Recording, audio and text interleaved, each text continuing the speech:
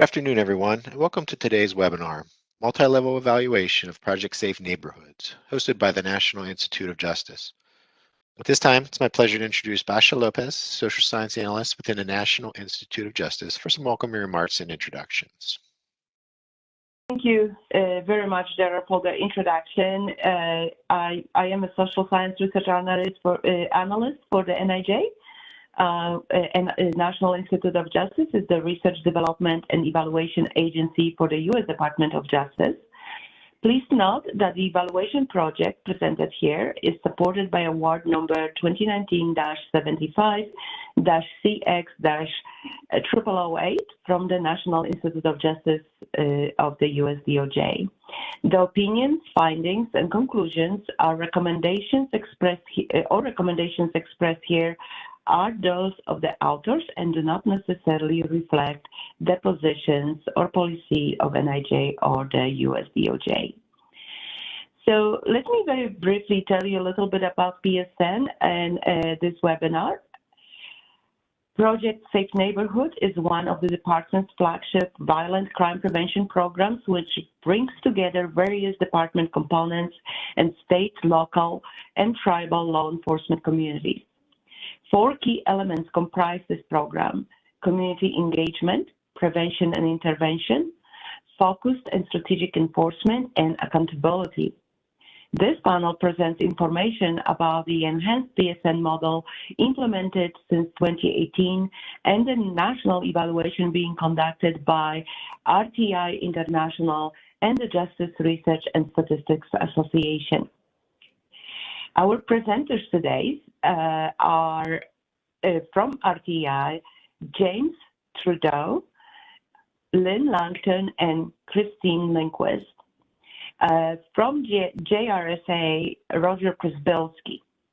After the presentation, our discussant, Ronald D. Wald, a counsel to the U.S. Attorney for the Northern District of Illinois, will facilitate the discussion.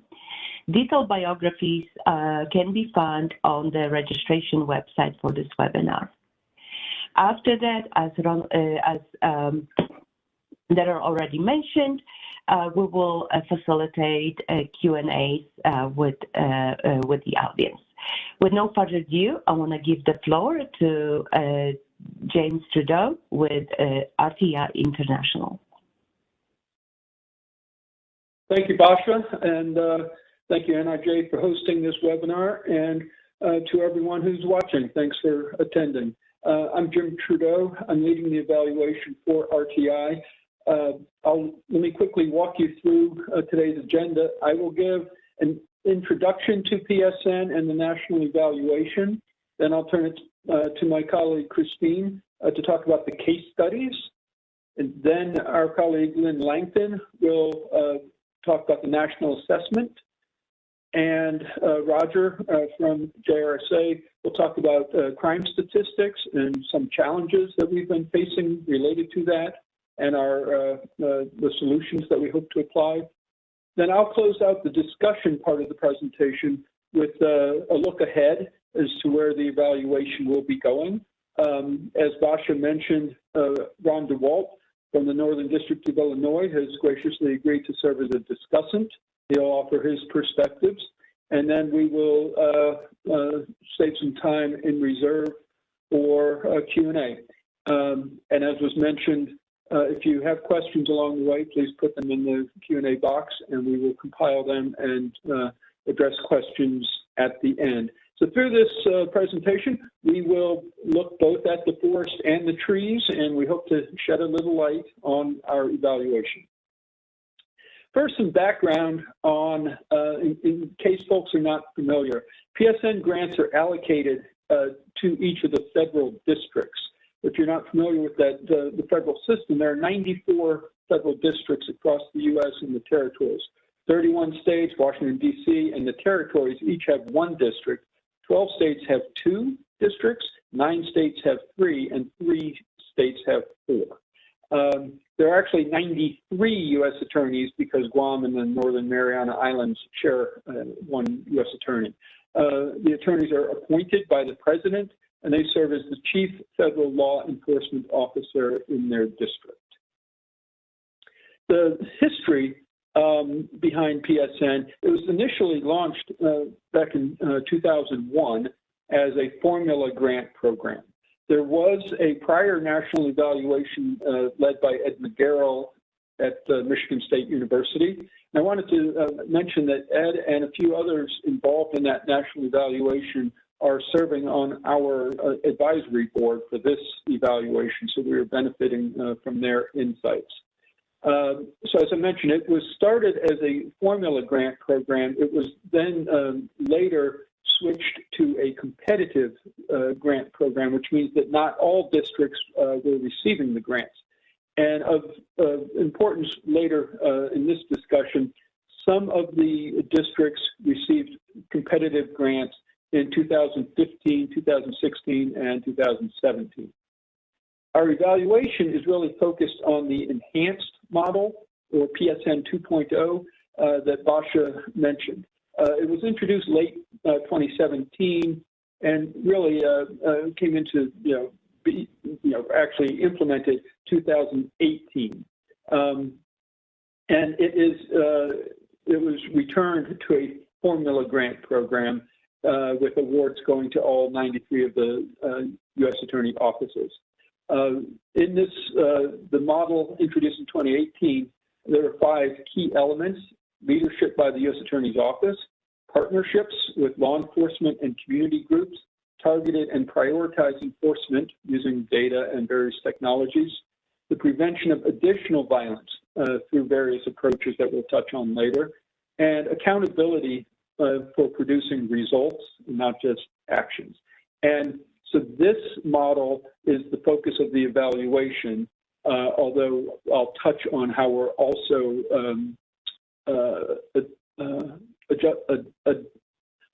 adjusting to address the some new enhancements introduced in this current year.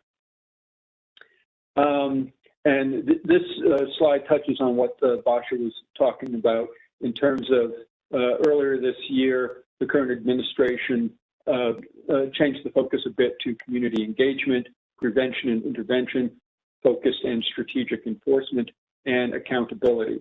There's also a continued focus on using research and analysis to inform decision making. So let me tell you a little bit about the PSN varies greatly in local practice. In terms of the target enforcement areas that where the focus is, in some places it's the entire district, which, as I mentioned, could be an entire state. In other districts, it's one or more entire cities, or in some districts they focus on specific neighborhoods, again, in one or more cities. Most target firearm-related violent crime, but they're also in places focused on other specific types of crime, domestic violence or gang-involved crime. And as I mentioned, the approaches pretty much reflect the key elements, but with different, it looks different in different places. And we will delve into some of these differences in Christine and Lynn's presentations. So the evaluation, our overarching goal set by NIJ is to develop and disseminate evidence of the effectiveness of PSN in reducing violent crime and of the factors that influence that effectiveness. We're doing both an implementation study, looking at what PSN looks like on the ground, and then an outcome evaluation to see how outcomes have changed. And we're doing that at the national level and in the 10 selected case study sites.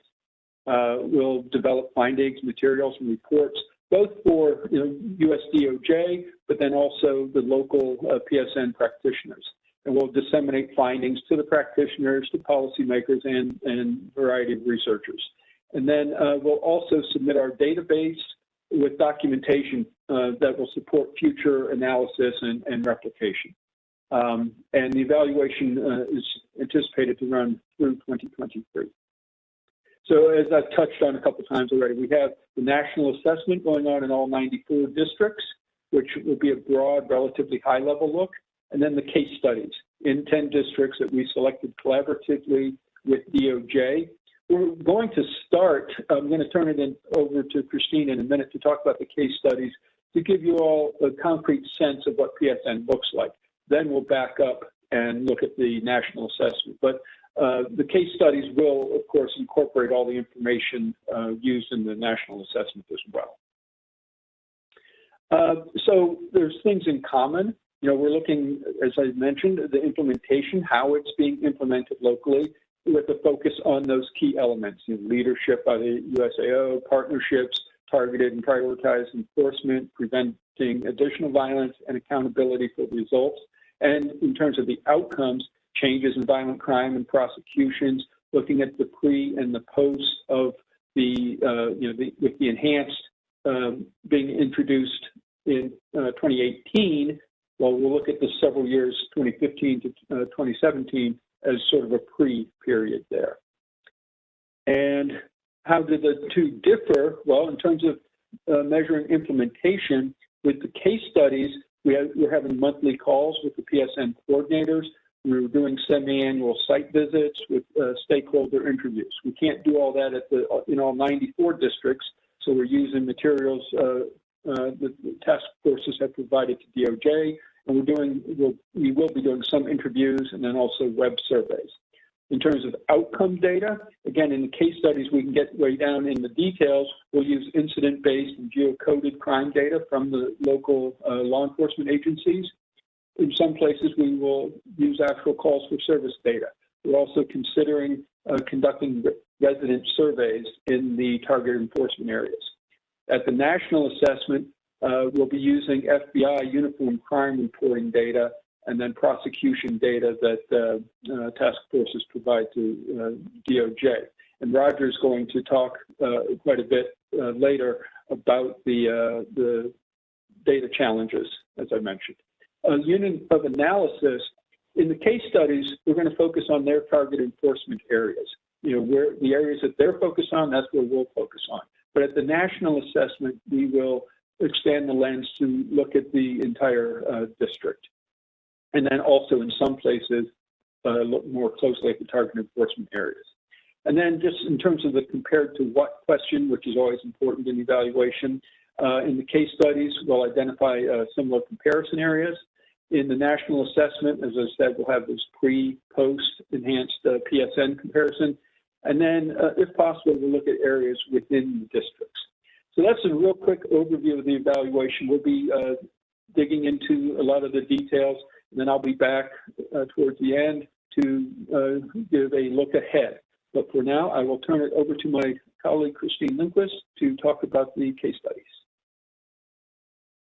Thank you, Jim, and thanks everyone for joining today's webinar. I'm really excited to share some preliminary findings from the case study component based on the first round of site visits that our team recently conducted. I'd like to start with a brief recap of the main goal of the case study component, which is to assess both the implementation and the impact of the enhanced PSN model. With this component, we can explore this goal in an in-depth manner because we are focusing on a subset of PSN sites. In terms of our research questions, first, I'd like to provide a reminder that for the case study component, the unit of analysis is the target enforcement area where PSN activities are concentrated, not the entire USAO district. The main research questions for documenting implementation are, within each case study TEA, how are the core PSN principles implemented, and what partnerships, strategies, and activities were leveraged? The main research questions for documenting impact are, how did PSN affect violent crime in each TEA over time in terms of pre and post enhanced PSN implementation, geographically in terms of comparing trends in PSN TEAs to comparable areas not targeted by PSN, and then based on specific crime types, targeted and not targeted by PSN. The case study sites were selected through a rigorous selection process with key criteria including the site's ability to offer a strong test of the enhanced PSN model, the availability of incident-level crime data for the TEA, and USAO interest in participating as a case study site. So based on web survey data, phone interviews, and reviewing administrative data, we recommended 10 USAO districts and within those 14 TEAs for selection. As I believe Jim noted, the case study sites are not necessarily representative of all PSN initiatives. but they do collectively offer some geographic and programmatic diversity, which we will really be able to leverage in learning as much as we can from the case study component. Okay, in this map, the 10 USAO districts we selected are shaded in blue, and the specific TEAs are pinned. But I do want to point out that some TEAs are actually specific neighborhoods or areas within cities rather than the entire city. Based on census categories and starting on the West Coast, we have 2 districts in the Western region, including Oregon and Colorado, 3 in the South, including Texas Northern, Louisiana Middle, and Tennessee Eastern, 3 in the Midwest, including Missouri Eastern, Illinois Northern, and Wisconsin Eastern, 1 in the Northeast, including New York Western, and 1 site in the Mid-Atlantic, which is Maryland. One of the key sources of implementation data for the case study component is site visits. The first round was held virtually, and we expect to do 2 additional rounds, which will hopefully be able to be done in person. We conducted 1-hour video interviews that covered topics such as the district's PSN history, the community context, partnerships, how the 5 principles have been implemented, challenges, and innovations. Thanks to the support of the PSN coordinators in the 10 districts, we were able to interview 145 stakeholders, and the types of stakeholders we interviewed are listed on the right. From the USAO, we interviewed U.S. attorneys, acting U.S. attorneys, PSN coordinators, and even some former coordinators and law enforcement coordinators. We interviewed a number of partners from local police departments who are key partners to PSN. We interviewed federal LEA partners, including ATF, FBI, and DEA. And in some sites, we interviewed state law enforcement agency partners, partners from the district attorney's office, corrections partners, community and faith-based organizations, and research partners. We analyze the interview data and produce site-specific reports and logic models, which have been provided to each site. And our team reviewed and synthesized the findings to identify cross-site similarities as well as site-specific themes. The focus of today's presentation will be key themes regarding community context, implementation of the enhanced PSN principles, challenges in implementing those principles, and stakeholder perceptions of innovative PSN activities. This is a high-level logic model that shows our framework for what PSN is and the outcomes it might achieve. I don't have time to go into detail on this logic model, but I did want to highlight a few things. So first at the top, you see community contextual factors that influence how PSN is implemented, as well as the outcomes that it can achieve. On the far left, we have identified some of the key inputs and resources that affect PSN strategy, including USAO Leadership, which is Principle 1 of the Enhanced PSN model, and local partnerships, which are the second principle. These resources are then leveraged to develop key PSN strategies and activities, which are shown in the middle column, including strategies that reflect the targeted enforcement effort, which is Principle 3, prevention of additional violence, which is Principle 4, and accountability for results, which is Principle 5. The outputs of these activities can then be quantified as shown on the far right in the outputs box. And these outputs then affect the key outcomes shown here at the bottom, such as increased victim cooperation with prosecution, increased community engagement, improved prosecution outcomes, and reductions in violent crime. One other thing I want to point out about the logic model is that, as we quickly learned, PSN is not a structured program or a set of activities that can easily be labeled as PSN. And this is why we put PSN in quotes in this slide. It's more than the specific activities that are funded with the BJA formula grants. It's the district's overarching approach to violence reduction through the 5 principles. So in all sites, there are many complementary violence reduction initiatives that are taking place, but PSN tends to be viewed as the broadest and most consistent initiative. So our evaluation won't attempt to parse out specifically which activities are unique to PSN versus other initiatives, but it will focus broadly on violence reduction activities that are consistent with the 5 principles of PSN. So moving on to our findings, we first wanted to share what we learned about the context in which PSN is being implemented. It won't surprise any of you to learn that violent crime, especially firearm-related violence, is increasing in all of the case study TEAs, with stakeholders noting increases in crimes such as armed robberies, carjackings, and drug-related gun crimes. Other crime trends are more youthful and gang-involved offenders, with a lot of retaliatory violence fueled by social media posts. Also, some sites are seeing crime that is more dispersed geographically, and many communities are seeing a proliferation of guns. The second cross-site theme with community context is one of strained relationships with community members and law enforcement. Stakeholders noted the erosion of public trust and police legitimacy and talked about how this has reduced victim and witness cooperation and affected crime clearance rates. There is some site-specific variation in the extent of this problem, but the general theme was one of deteriorating relationships in this regard. The final cross-site theme was the widespread influence of the pandemic. And not only was this partially behind the increase in crime, but it has also impacted PSN activities in terms of how they're implemented, with many activities that used to be done in person either suspended or being implemented virtually.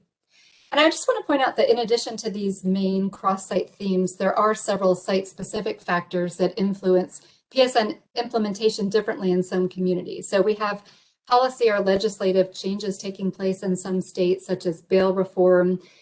We have the varying magnitude of the opioid epidemic, and then issues such as homelessness and poverty. So we'll be looking at this community-specific variation in our case studies. The next 5 slides highlight the key themes from each of the principles of the enhanced PSN model. The first principle is USAO leadership for PSN efforts, and we found that in almost all sites, USAO leadership is perceived to be very strong and central to the district's violence reduction strategy. PSN coordinators are very integrally involved in executing this principle, and respondents that we interviewed noted a number of ways that USAO was showing leadership with PSN, such as convening all relevant stakeholders, which is often through coordinating steering committee meetings, task force, and working group meetings. USAO also mediates disputes among partners, identifies and leverages federal resources such as funding and training, and helps to formulate strategy by guiding but not dictating strategic planning. The main source of variation in this first principle pertained to the PSN coordinator's tenure with PSN and their time available for the position, and then relatedly, the U.S. Attorney's commitment to PSN. In some sites, these factors have resulted in very little institutional knowledge of PSN or limited bandwidth to complete PSN activities. But overall, USAO leadership was quite strong in all of the case study sites. The second principle includes partnerships at all levels of law enforcement and with the community. The first part of this, which is partnerships with law enforcement, was very strong in almost all sites. There were many examples of partnerships that were provided, especially partnerships between federal and local law enforcement agencies. And these include partnerships such as interagency task forces, embedding police officers or federal agents in one another's units, leveraging shared resources, and establishing data sharing agreements to share crime data with one another. But the second part of this principle, which is partnerships with community-based organizations, was weaker in most sites. A number of challenges to developing formal community partnerships were identified, and I'll say more about that in just a minute.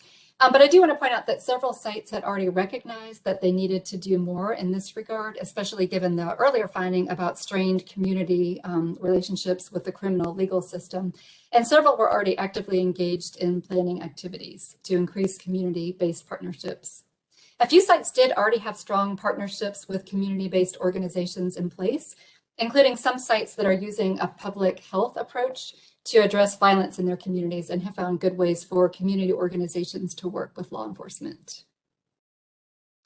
Targeted and prioritized enforcement is about figuring out where to focus investigation and prosecution resources. So this principle includes using data and technologies to identify the offenders who are driving violent crime rates in the most violent locations. And we learned that most case study sites have very robust data and technology-driven processes to identify the most significant offenders, groups, and places.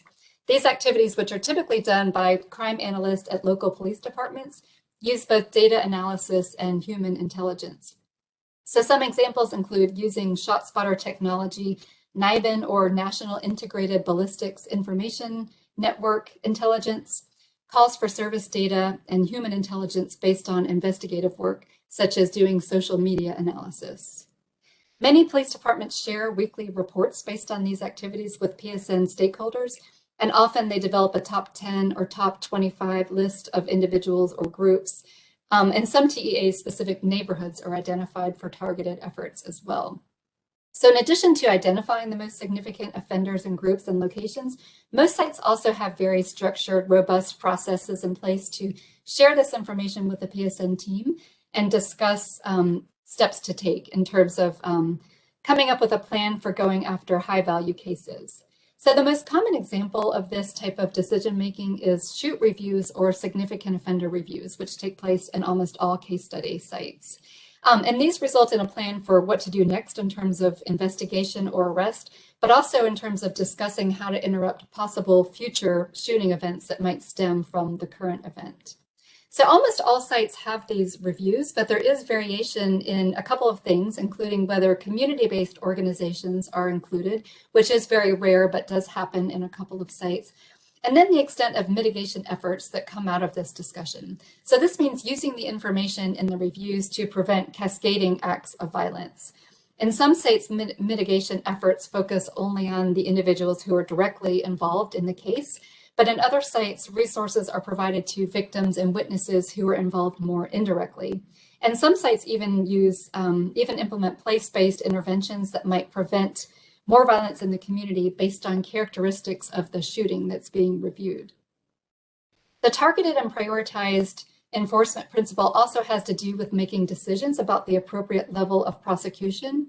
And we found that this decision-making process was typically unstructured and involved informal communication with state and federal prosecutors.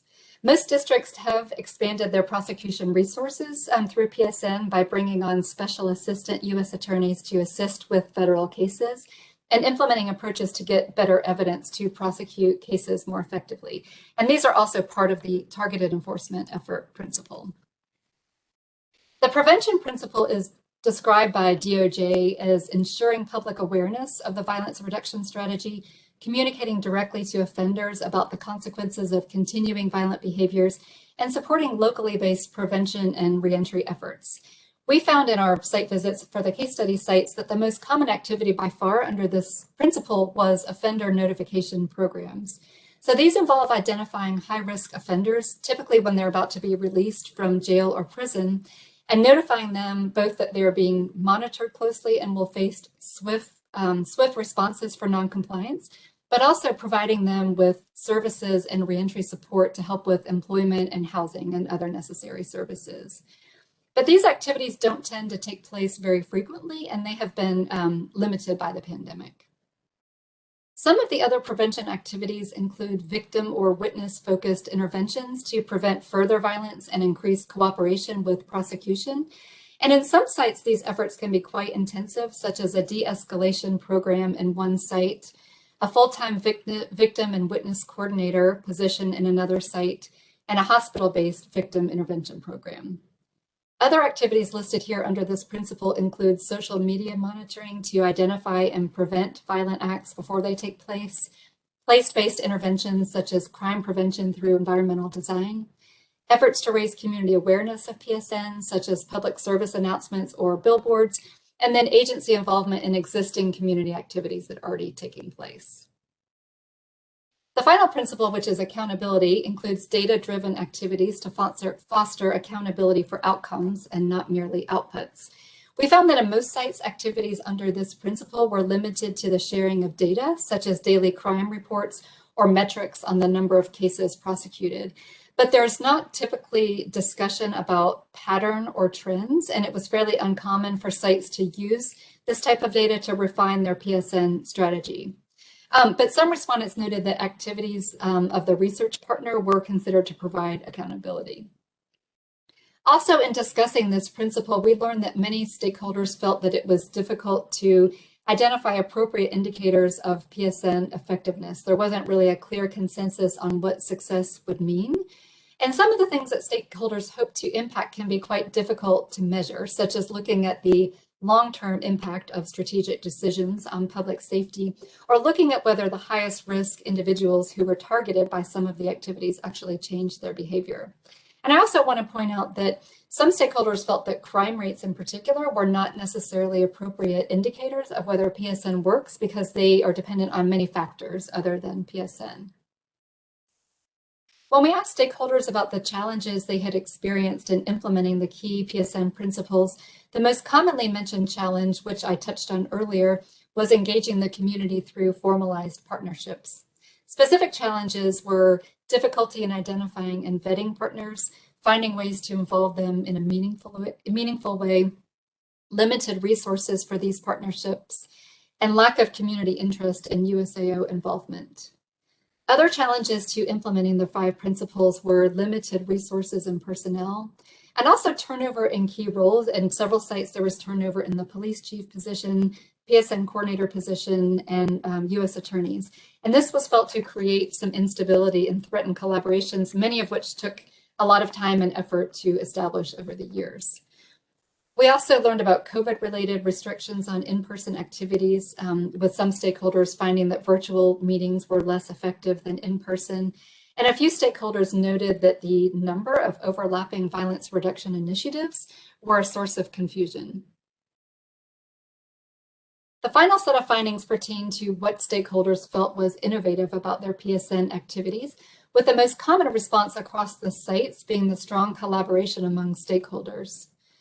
Other responses that were highlighted here pertain to site-specific activities that respondents thought were innovative, such as having a full-time victim and witness coordinator position, having a strong mentoring component, a hospital-based victim program, and specific activities such as ATF's NIBIN program, the practice of co-locating certain personnel, county crime analysis centers, and having in-house investigators in the USAO.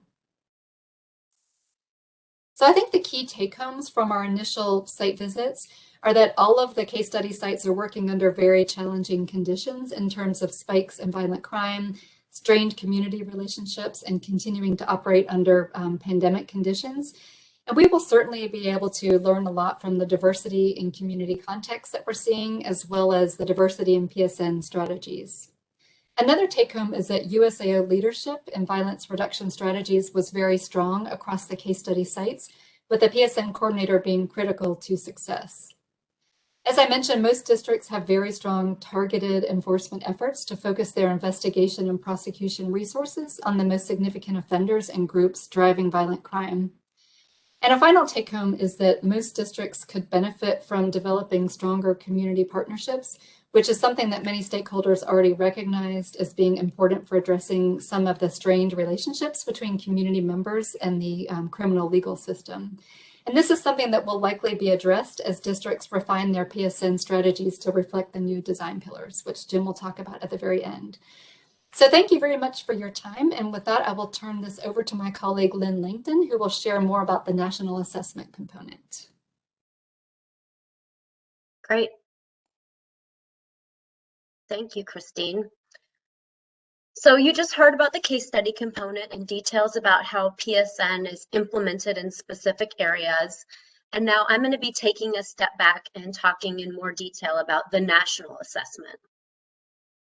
So Jim gave a great overview of the national assessment already, but just as a quick reminder, with this component, we want to understand how the 5 PSN principles were implemented across the districts, what impact PSN 2.0 has had on crime rates nationwide, and then the extent to which variations in PSN implementation from one district to the next are related to violent crime outcomes. Now, with the case study component that Christine just discussed, we're focused on specific PSN enforcement areas. But as Jim mentioned, for the national assessment, the unit of analysis is the entire federal district, which is overseen by a U.S. attorney. And this is largely because PSN formula grants are allocated to each district, and it's up to the district to determine how many target enforcement areas they want to designate in order to have the greatest impact on crime rates. So you can see in this chart on the right, over half of the districts have one target enforcement area, while at the far end, about 20% have 4 or more. So this is really part of the district's PSN strategy, and it's something that we'll incorporate into the analysis, but the focus with the national assessment is on the districts. And then, consistent with the case study component, for the national assessment, 2015 through 17 is the baseline period.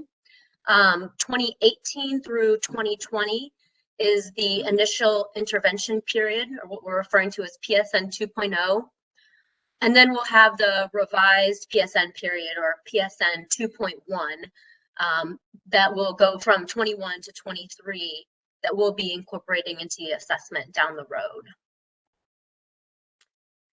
So again, we have 2 primary components of the national assessment that we'll be looking at. The implementation assessment, which is understanding how the 5 principles are being carried out in each district. And then the outcome assessment, which is looking at the impact of PSN on violent crime rates. And I'm going to start by talking about the implementation assessment, and then we'll move on to the outcome part. So we have several key sources of data for the implementation assessment. The first is what I'll be sharing findings from today. So from October of 2017 through June of 2019, DOJ collected semi-annual reports from each of the district's PSN coordinators about their PSN activities related to each of the 5 principles. And these reports covered all PSN activities, not just those funded directly by DOJ. And they were completed for each of the target enforcement areas in the district. So for our purposes, we're aggregating data for each of those target enforcement areas up to the district level, where the district had more than 1 TEA. Now, because DOJ stopped collecting these reports in 2019, for future analyses, we'll be conducting semi-structured interviews with all PSN coordinators, and also conducting web-based surveys with key stakeholders in each district to get their perspective on how PSN has been implemented, whether they feel like it's had an impact on crime.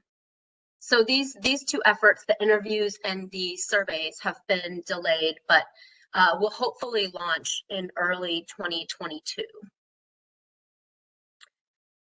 So there are 3 key stages or steps in the implementation assessment. The first is to look at basic descriptive statistics, some of which I'll be sharing shortly, just to get a sense of what districts are doing around each of the 5 principles. But then there are many different activities or strategies related to each of the principles that a PSN task force might be engaged in. And so in addition to the basic descriptive statistics, we're also using a type of factor analysis to determine how best to group measures that are related to each of the principles. So, for example, the DOJ reports collected data on about 20 different enforcement efforts that a task force might be engaging in. And so then using factor analysis, we might condense this list to focus on a much smaller number of underlying dimensions that are being captured in the different combinations of responses that we get from the districts. And we want to do this collapsing because we ultimately want to use a statistical method called latent class analysis to identify groups of districts that have similar configurations of implementation. So maybe there are some districts that have really strong leadership from the U.S. Attorney's Office, and they have strong partnerships, but they focus more on enforcement than on prevention. Or maybe there are some that are characterized by really strong partnerships, but have less leadership from the U.S. Attorney's Office. And so we'll use latent class analysis to create groups of the districts based on how they implement the 5 principles overall. And then, so first we're using the IRT factor analysis to identify which groups of variables go into those LCA models. So it's really a multi-stage process. And now I'm going to get into some of the descriptive statistics and findings from the factor analysis. So the first of the 5 principles is leadership from the U.S. Attorney to convene all partners. Christine talked about this. And we're actually using several different measures here to get at the extent of leadership, including things like whether the district received training and technical assistance, whether they're working with a research partner, the extent to which they've dedicated federal resources to PSN. And then what you see in this figure is pretty basic, just how frequently they convene meetings of the PSN task force. And what you see here is that in just over half of the districts, the task forces met at least monthly. But of course, there's also variation in this, and we want to capture the extent to which that variation may be related to PSN's effectiveness in reducing violence. That's what we're eventually trying to understand. Okay, so the next principle is partnership at all levels of law enforcement and with the community. And here, the factor analysis is suggesting a two-factor solution. So I've created a break here between the two sets of factors. Basically, with the top four items that you see in this list, potential partners, there's very little variation. Basically, all districts have partnerships with local prosecutors and with federal and state and local law enforcement. But then beyond those top four, there's a lot more variation. So about 75% of all districts partner with community groups or service providers, about 60% with a research partner. And then if you go further down, about 50% partner with schools. So we have this long list of partners, but with this second factor, because all of these different types of partnerships load on a single factor, it means that the districts are really distinguished by how many of these partners they're working with rather than which partners they're working with. And then this next slide here shows the number of partners, average number of partners for each PSN district. And what this shows is about 12% have 1 to 5 partners. So pretty much they're partnering only with law enforcement and local prosecutors. But then if you jump down to the other end of the chart, about 20% reported 14 or more types of partners.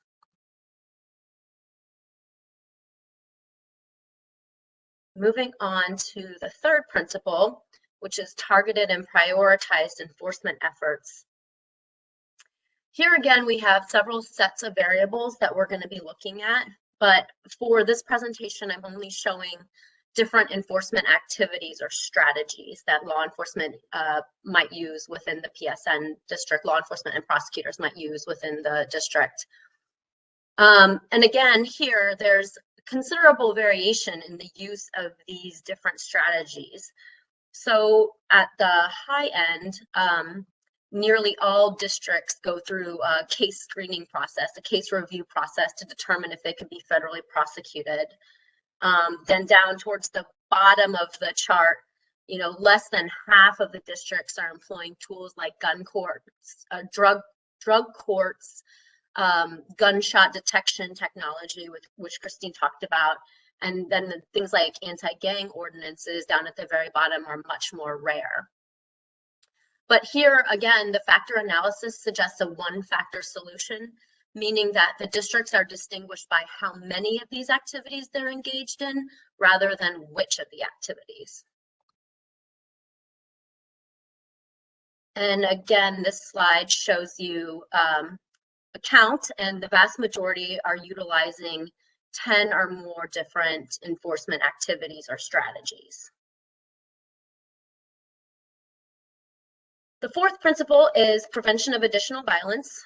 And here again, we also have a single factor solution for the types of PSN prevention activities that districts are engaging in. On the more common end, you see that the majority of districts are engaging in some kind of neighborhood development or community building programs, or they're doing things like implementing media strategies to make the community aware of PSN. And then less common activities down towards the bottom of the chart are things like outreach to victims of violence in hospital trauma centers and university-based violence prevention programs. And here we have, again, the count of the number of prevention activities in each district. About 30% are engaged in 4 or fewer. And then just under 20% are engaged in 10 or more different types of prevention activities through PSN. So they're generally engaging in fewer prevention activities than enforcement activities. And then finally, the fifth principle is accountability for results based on outcomes rather than outputs. And one of the measures that we're using to get at the extent to which this principle is being implemented is what types of data the district is using to track PSN outcomes. And here the factor analysis suggests a 2-factor solution. So again, you see the split there between the 2 factors. And basically at the top end, what we see is that the majority of districts are tracking outcome data. If they're tracking outcome data, they're using traditional criminal justice sources like law enforcement, arrest and intelligence data, and data on prosecutions, on filings and sentences. And then the second factor is the less common data sources, such as public health data, data from resident surveys or focus groups, and then other data from community organizations. So just to summarize the findings so far from the implementation assessment, the descriptive statistics present a great picture of how PSN is being implemented nationwide. And then the factor analyses generally suggest 1 or 2 factor solutions for each of the individual principles.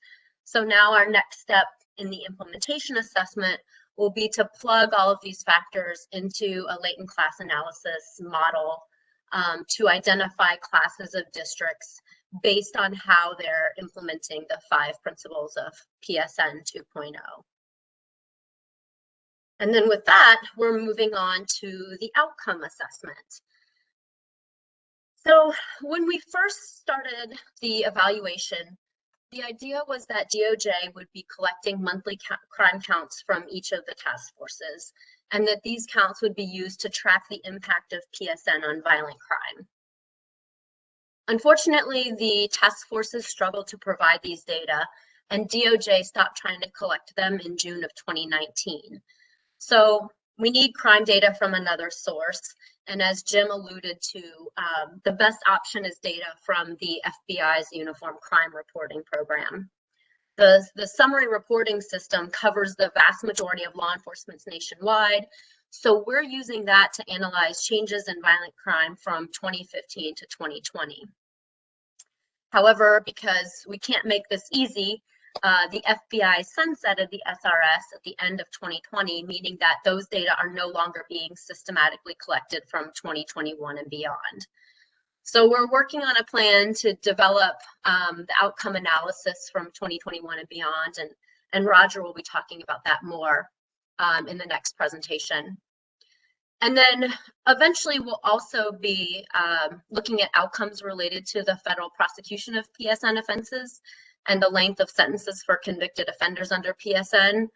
But today I'm going to be focusing on trends in violence based on the SRS data. So for the national assessment, we're using multi-level longitudinal growth models to examine trends in crime in the intervention period, starting in 2018 when 2.0 was implemented, again, compared to the baseline period or the pre-intervention period. And as Jim mentioned, because some of the districts received PSN funding during the baseline period when the grant awards were competitively awarded, we're also separating the districts by whether they had competitive PSN funding in 2015 through 2017. Grants are typically for 3 years. So for districts that received awards in 2016 or 17 in particular, those funds were still in place during the intervention period, which is why it's important to separate the 2 groups.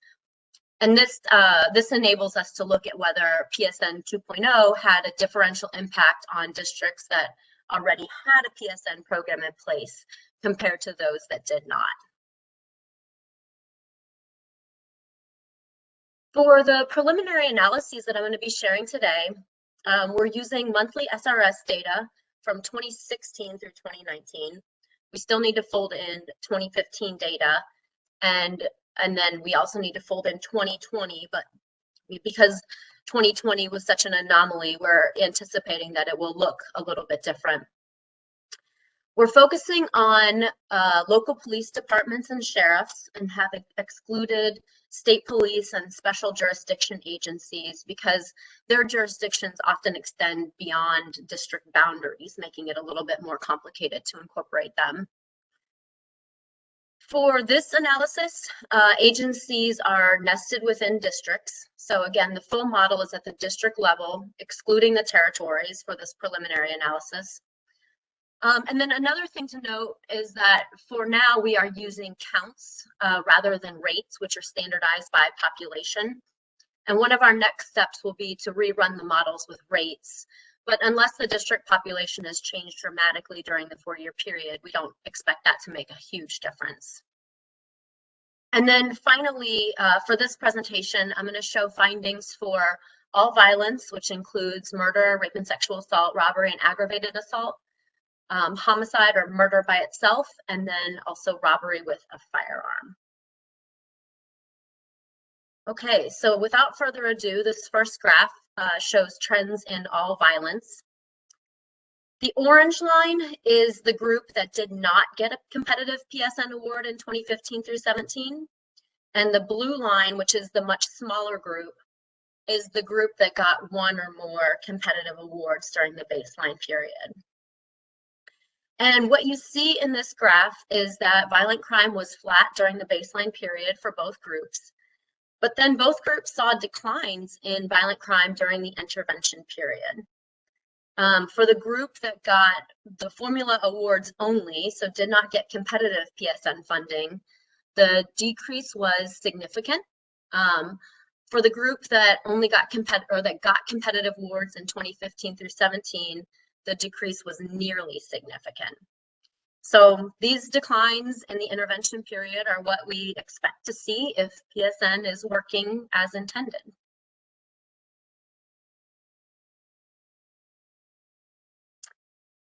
Next, we're looking at the models for trends in homicide.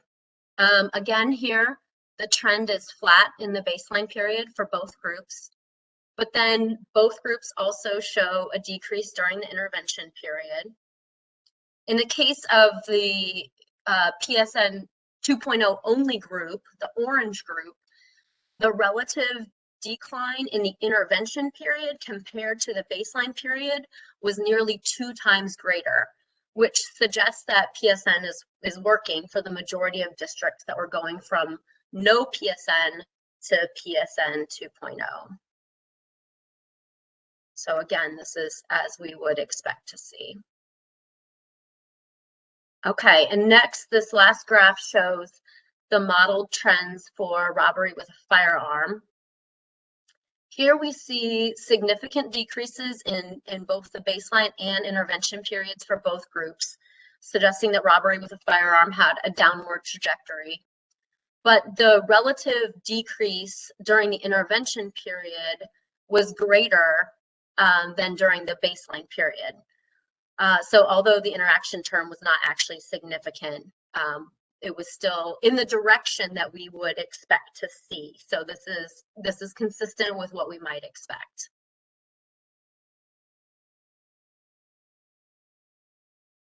Okay. In terms of next steps, these were preliminary models, and though they're promising, there's a lot more that we want to explore in terms of looking at other crime types, using rates rather than counts, considering moving averages to smooth the trend line, and also adding in the additional years of SRS data. And then another big step is to begin to fold covariates into the model, including the classes that emerge from the latent class analysis and then other community factors and characteristics that we want to control for in this analysis. And then we also plan to use data on federal case filings and sentence lengths as covariates in the model, as well as modeling those as outcome variables themselves. And then finally, we'll continue to assess how best to measure PSN outcomes in 2021 and beyond when we no longer have the SRS. And with that, I'm going to turn it over to Roger to talk about changes in the FBI's UCR program and what it means for the intervention. Thank you, Lynn. And can you hear me okay now, Joe? Yes, indeed. Okay. So yes, I'm going to spend a few minutes talking about some of the data challenges that we're facing in the evaluation. And primarily, I'm going to focus on the implications of recent changes that have taken place with crime data reporting within the FBI's UCR program, as this is what Lynn was alluding to, and it's really a significant challenge that we're now trying to deal with. And I'm going to start with a few words on the importance of crime data for the evaluation. Both, Jim and Christine, and then Lynn, of course, in presenting some of the outcome data as well, all alluded to the notion that crime data that relates to violent crime, and then more specifically to firearms offenses, is really key in terms of outcome goals for PSN.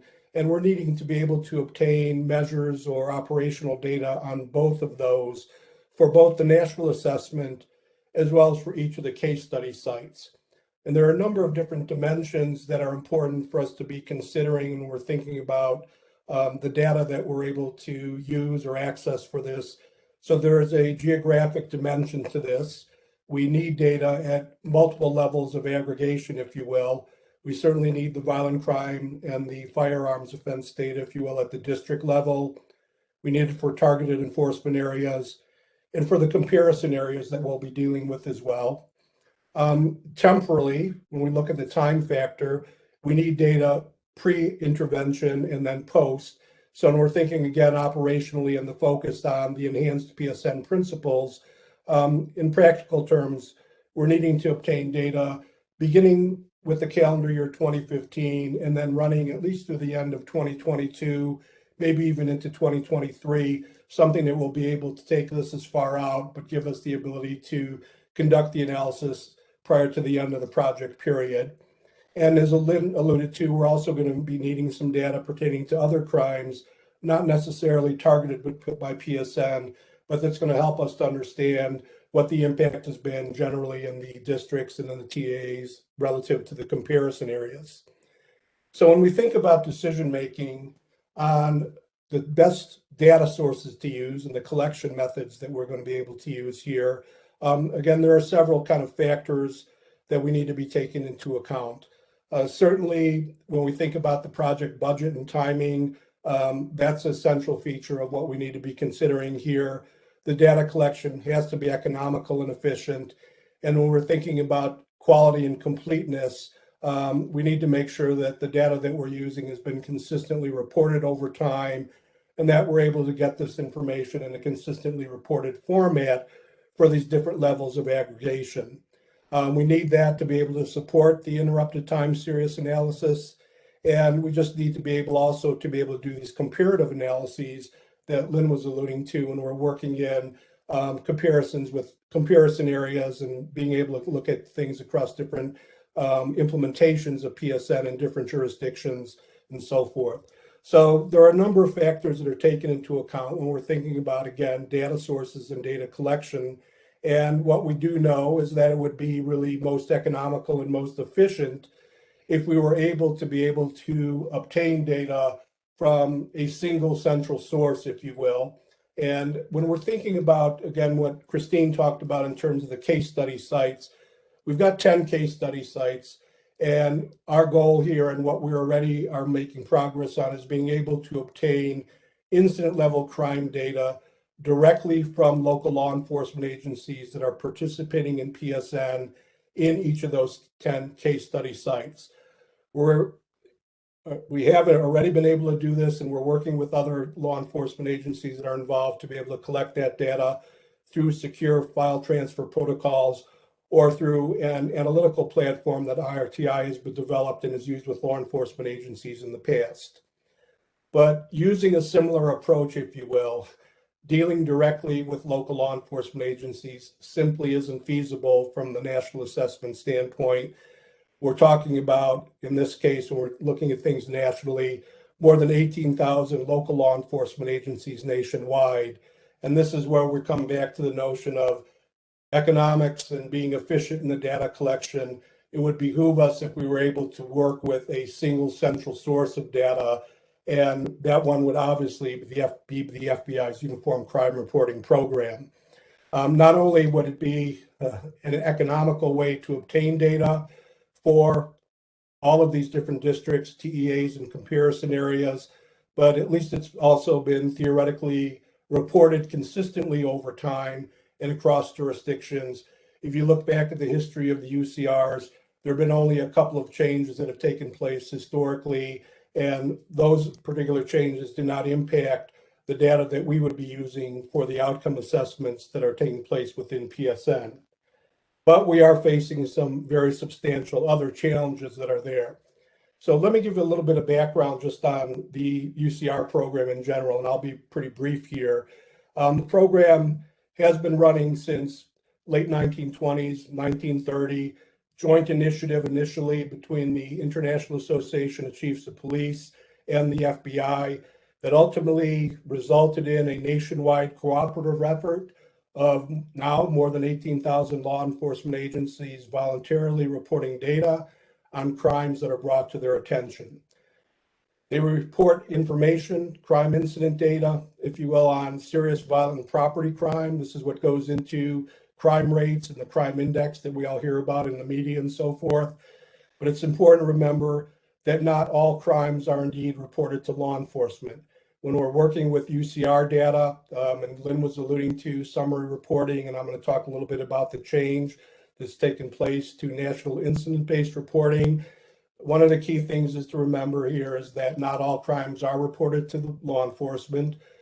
We probably have an excellent count of homicides, a pretty poor count of things like sexual assault, but violent crimes in general are going to tend to be reported more consistently than what we see on some property crimes.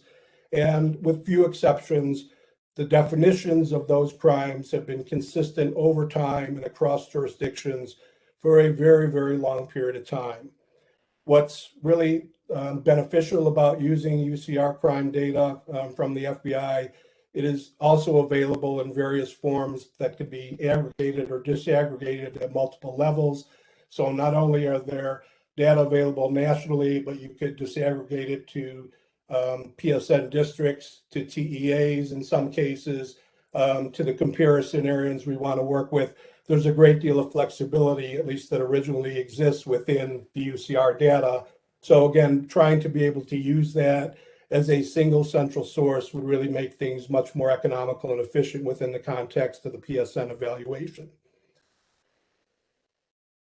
Traditionally, over all these years that the UCR program has been in place, Part 1, violent property crimes, so that we are most sort of interested in here, and this notion of violent crime and firearms crimes, have been reported as summary statistics. And this is what Lynn was alluding to as the SRS reporting, the summary reporting of statistics that are there in the UCR program. This is what has essentially changed as presenting a significant challenge for our work going forward. But when we look at the situation that I alluded to, regardless of what we're looking at in terms of summary reporting of the change that I'll speak about in a second here in terms of national incident-based reporting, there is a time lag between reporting and when that data becomes released or available for analysis. And that's something that we have to take into account here as well. But beginning back in the late 1980s, a plan was put into place or put down on paper, a blueprint for transitioning crime reporting nationwide from these summary statistics, these aggregate sort of statistics, to incident-based data that would be reported by every law enforcement agency participating in the UCR program. That blueprint was laid out in the late 1980s, and then in the 1990s, we began to see some movement in terms of local law enforcement agencies and states actually accepting and reporting incident-based data rather than summary data to the FBI. One of the key differences between NIBRS, or the National Incident-Based Reporting System, and the Summary Reporting System is this notion that the data that's reported is incident-based rather than summary, and it contains far more detail on crimes known to law enforcement. So you've got a great deal of information regarding the characteristics of the crime incident, the victims involved, the offenders involved if they're known, and so forth. And the movement to this type of data use and this type of reporting by law enforcement is really welcome and is going to make a substantial difference in our ability to understand what's taken place with crime from a number of different dimensions and angles. But reporting under the new system is something that has not taken place, when I'm going to say expeditiously. And in about 2016, I believe is actually when this originally took place, the FBI issued an order, if you will, that they will stop accepting summary data being reported from any local law enforcement agency at year-end 2020.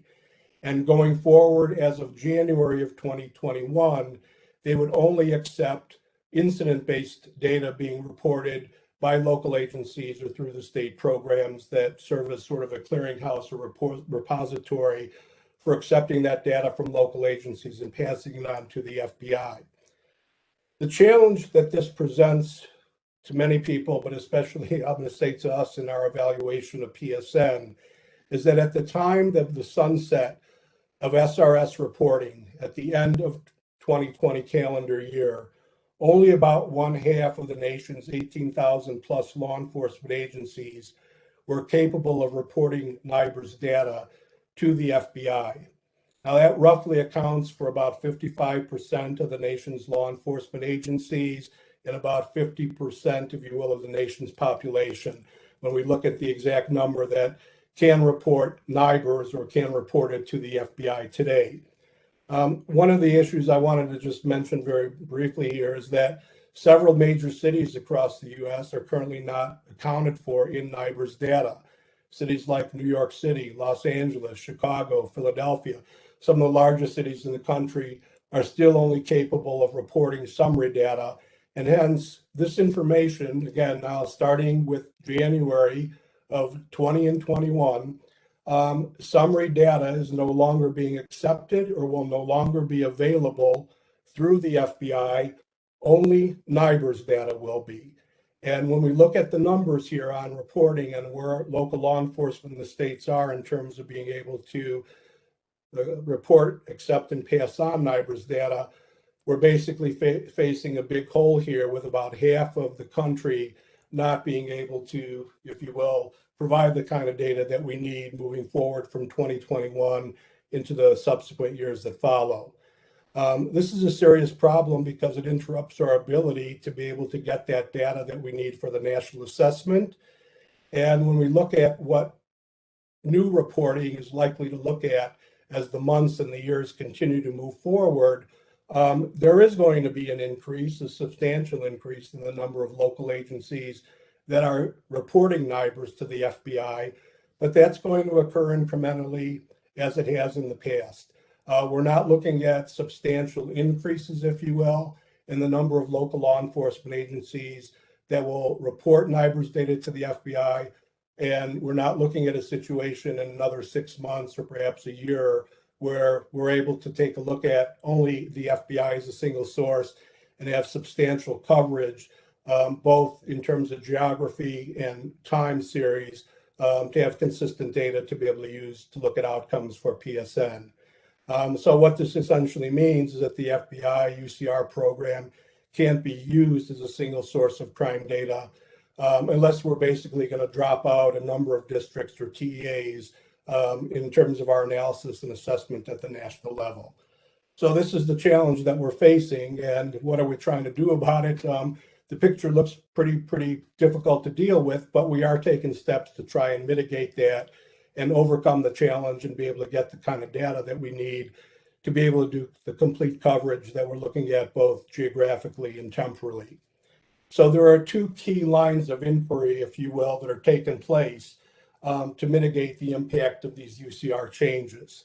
So number one, we are doing an in-depth analysis and have done this to a great extent already of what the current NIBRS coverage looks like to be able to determine precisely which PSN targeted enforcement areas are currently covered by NIBRS reporting agencies. And I have a couple of numbers that are up here on the slide, both in terms of absolute numbers and percentages. And what we were looking at is about 32% of our TEAs are currently covered by NIBRS reporting agencies. It's about a third, but not a substantial number or substantial percentage. So we're still facing, if you will, a significant problem, even though we're able to access NIBRS data going forward. And what I want to mention here, and there may be a bullet here on an upcoming slide, summary data and NIBRS data, I'm going to say generally is somewhat interchangeable for analytical purposes because there are algorithms and procedures that can be used to take NIBRS data and translate it or transform it back into summary data so that you've got a consistent time series of data to be able to use for analysis. But if we don't have that NIBRS data going forward and we don't have that summary data, we're out of luck. So the other angle that we're taking here, the other line of inquiry that we're pursuing here is an inventory of state UCR programs to determine which of those are going to continue to accept SRS data or summary data from agencies in their state. We know why the FBI made the move to sunset summary data reporting, and they do want to expedite or try to get as many agencies reporting NIBRS data as quickly as possible. We can all agree that that's a good thing, but when we look at the practical nature of it, it's going to take some time to get a substantial percentage of the country's agencies reporting NIBRS. So what we're doing is trying to take sort of an end run on this and be able to work with state UCR programs, which are the sort of accepting or repository organization at the state level that takes local agency data and then passes it on to the FBI. And we do know already from some of the inventorying that we've done and analysis that we've done that there are a number of state UCR programs that are going to continue to accept summary data going forward. And while that will expand the number of agencies that we have to deal with, we feel that that is a practical approach to being able to address the challenge that's being presented by the sunsetting of the SRR program by the FBI. So we hope that we're going to be able to, if you will, kind of close that gap by using SRS data up through the end of 2020, then using any NIBRS data that we can going forward, as well as any SRS or summary data that's being accepted at the state level by state programs. So we would still be working with the FBI as a central source, but then with a limited number of state agencies to expand coverage to be able to deal with this challenge and problem. It keeps our data sources limited, but if you will, expands the geographic and temporal coverage in a way that we need. So we're able to deal with the problem of the sunsetting of the SRS and then the lack of complete coverage that's available through current NIBRS reporting. And then there is one other challenge I want to briefly mention here that's important, and that is the fact that we want to be able to take a look at, of course, firearms violence, and the ability to access valid data on non-fatal shootings presents another challenge that we're trying to deal with, both through summary reporting and NIBRS data. When we're working with UCR data, crime again reported by local law enforcement, crimes that they're made aware of, we are able to determine within either one of those aspects of the UCR program whether a firearm was involved in the use of that, whether a firearm was involved in that crime.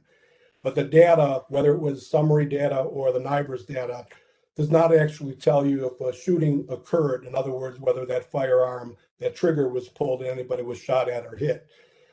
There are several sources of non-fatal shooting data that exist, but again, we're dealing with this challenge here in terms of the economics and the efficiency of being able to collect data according to the geographic and temporal requirements that are needed for the evaluation.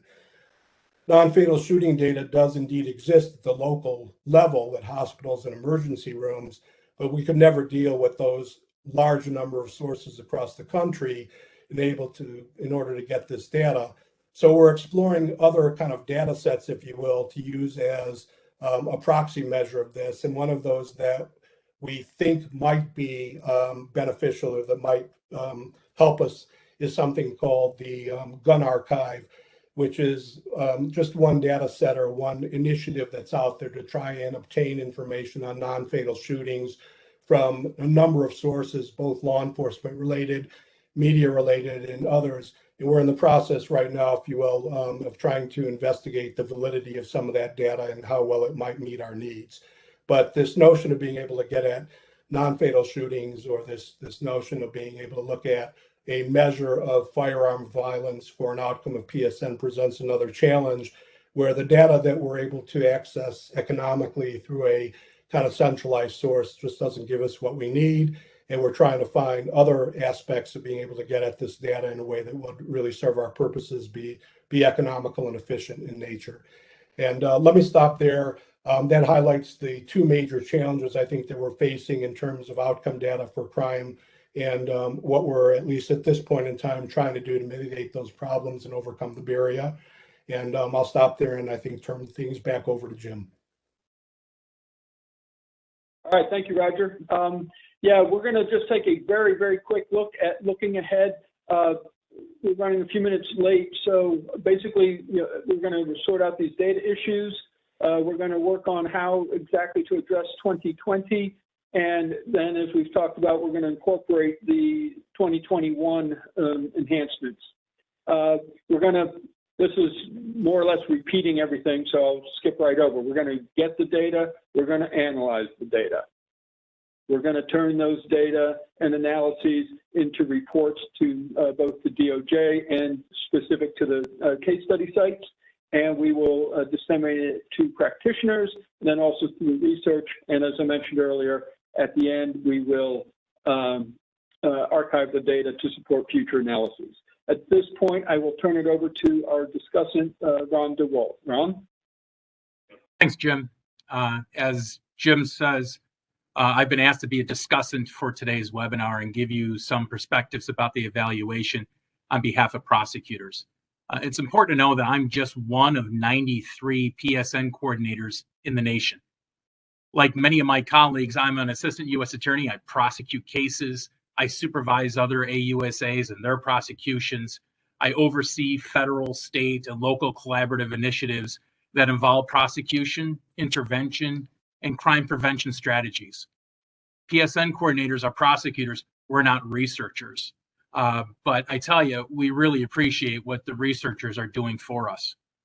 One of the great things about Project Safe Neighborhoods is that it's not a one-size-fits-all approach. The U.S. attorneys have tremendous discretion within the PSN framework to implement their own anti-violence strategies to address violent crime in their specific district. So while we expect the evaluators to see some basic similarities among the districts, we know that we're all different. We all talk and compare notes, sometimes in person at the annual PSN Coordinators Conference, or more recently over the phone, or on emails, or on Zoom. And regardless of the particular district's PSN program, all of us are asking the same question. Are we having an impact on violence? And I think this evaluation will help us answer that question. From my view as a prosecutor, it appears to me that the evaluators are looking at the right things and asking the right questions. I specifically applaud the recognition that PSN strategies are not the only game in town. There are often many other crime reduction efforts in any given district. Sometimes those efforts complement PSN efforts. Other times, not so much, right? So focusing on how PSN fits into the array of other crime and violence reduction efforts already underway is a very important question in order to tease out the impact of PSN itself. I also applaud the recognition that the national trends, violent crime trends, will impact each district differently. Many times there are district-specific incidents or policies or practices that may lead to a particular outcome that the other districts may not experience.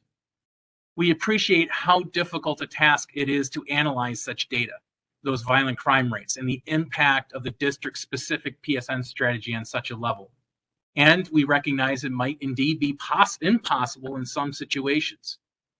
In some of our dark days when violent crime rate appears out of control, the question many of us ask is whether it would be even worse without the efforts of the PSN task force. That may be impossible to measure, but any feedback will be valuable to us. And that is why I'm particularly happy that the Northern District of Illinois was chosen as one of the 10 site studies.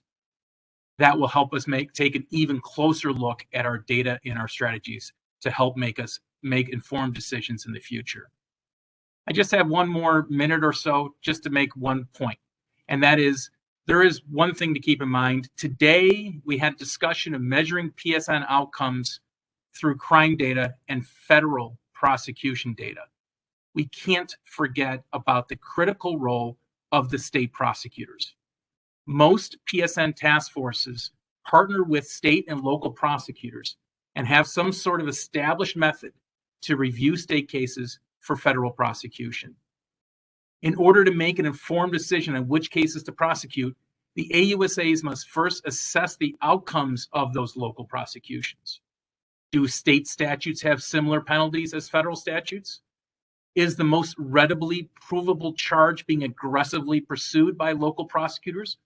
Or are the charges being reduced, dismissed, or never charged in the first place? What sentences are being imposed by the state judges? We ask these questions all the time. The answers help us to determine which cases to bring to federal court and which to leave in state court.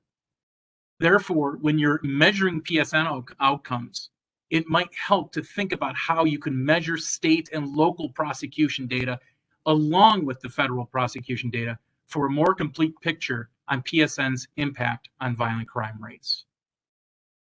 The critical question for all of us, all the PSN coordinators, is what works to reduce violence? All the U.S. attorneys, all the prosecutors ask that very question. And as the PSN coordinator, it's a question that keeps me up at night.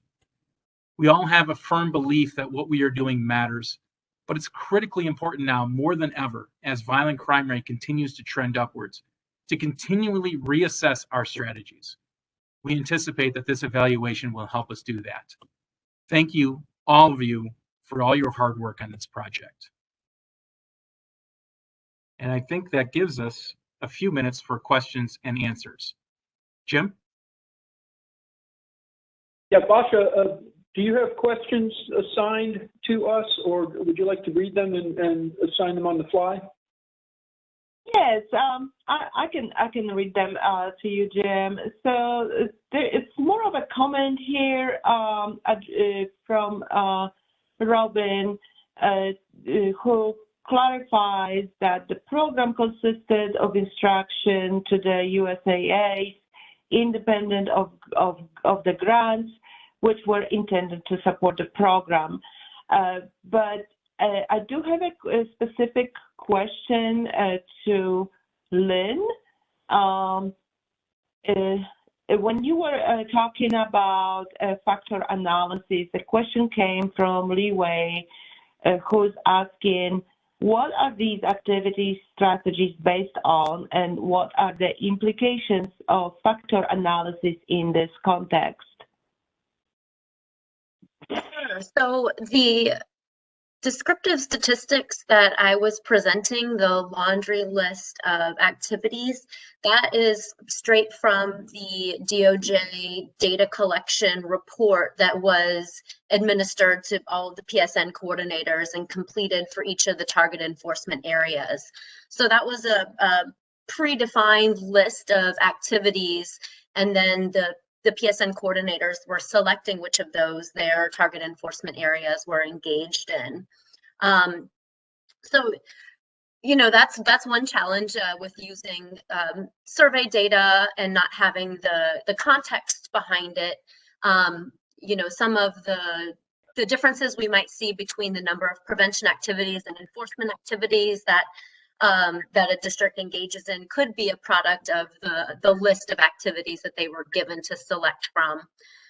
But that said, so with the factor analysis, we did not see any. It was a single factor solution that came out of the factor analysis, which really suggests that that these activities don't hold together in any kind of meaningful way in terms of how districts were responding.